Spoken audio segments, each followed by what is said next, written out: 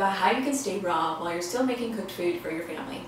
Because this is something that I know is a question for a lot of people, especially women out there who are trying to be raw and still are having to cook cooked food for their husband and for their children, for their family. And I know that this is a hard situation to be in. I have been in that situation before. When I first started going raw, Doug did not eat raw food and he wasn't really interested in it that much. And so I was still making cooked food and even animal products for him at that time. And it did make it harder to stay raw. So anyway, so how do you stay raw comfortably when you're still cooking food for other people? And this really comes down to, I believe it really comes down to how committed you are to what you're doing. So how committed you are to being raw. And one way that you can become very committed is by having a very strong reason why you want to be raw.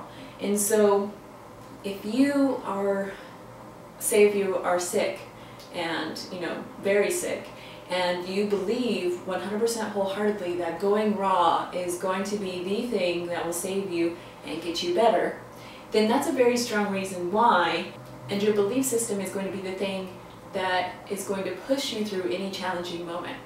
And so this is a very strong reason why, and I know that hopefully we all don't have that strong of a reason in that way, but what we want to do is get to a point where we have a very strong reason why we are continuing to eat raw, why we believe that eating 100% raw is the best choice for us to allow us to make it through these types of challenging moments. So if you're in a situation where you want to be 100% raw but you're cooking food for your family, then I want you to sit down and write out all the reasons why 100% raw is perfect for you right now. And try to go as deep as you can with this. Keep journaling, keep writing until you find a reason that really resonates inside 100% with you. And that will help you get through any of these challenging moments. So beyond having a very strong motivation why you want to be 100% raw, there's also physical reasons why or how you can go about making this easier on you as you're cooking. So one thing is to make sure that you've eaten enough calories throughout the day. And so oftentimes we find ourselves cooking dinner at evening time when everything would get big, hectic, busy, all of this stuff, and we haven't eaten yet ourselves. So we're getting hungry, we're smelling all this cooked food, we're getting stressed out with all the stuff that's going on with our children or our husband or, everything that happened that day, all of that stuff. And this creates a situation where it's much easier to just automatically eat that food because it's something that you've done your whole life. So when you get stressed out or when you get hungry or you have any of these strong feelings come up in your body, then our subconscious tends to take over and we run a program that we've been running our whole lives, and that program is eat cooked food. So if you're trying to consciously change this program to no, I eat raw food, no matter what the situation, then I suggest in the beginning setting yourself up for success. And what I mean by that is to eat, darling. If that means you eat before you even start cooking food for the rest of the family, then so be it. Even if they are hungry, they can grab a snack of fruit with you while you're eating your fruit. You need to put and allow yourself to have the focus be on you for a while. And all I mean by that is just to focus on getting some food in you so that you can maintain your goal. And so if you eat a little bit of food before you start cooking their food, then you're not going to be as hungry and you're going to be less likely to decide to eat what you're cooking for them. And I also suggest getting a good routine down and making cooking and mealtime a very quiet, and try to create as much of a lesser stressful situation as you can.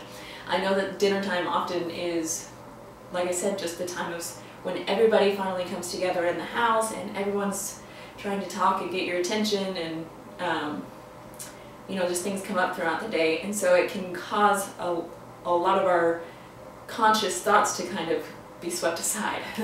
And so I just want you to try to create some type of rhythm around your dinner time schedule and try to start enforcing more mellow actions around this time.